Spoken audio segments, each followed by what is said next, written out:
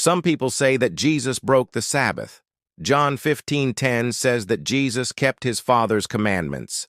Luke 4:16 shows that he went to the synagogue on the Sabbath as his custom was.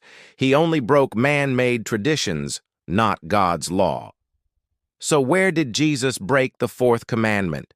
Let me know in the comments. You see, the fourth commandment is about keeping the Sabbath holy. It doesn't say anything about not working or not doing certain things. In fact, the Bible says that Jesus made the very first disciples on the Sabbath. He taught them how to pray on the Sabbath. He cast out demons on the Sabbath. He even said that it was lawful to do good on the Sabbath. So if anyone needs to keep the Sabbath holy, it's us. We should follow Jesus' example of what it means to rest on the Sabbath. And by the way, we're not saved by works, but by grace through faith.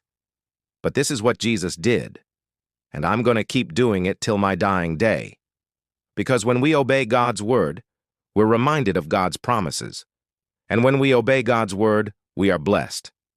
When we disobey God's word, we are cursed. Make no mistake, the Bible is clear. You can't serve God and mammon. Choose ye today whom ye will serve.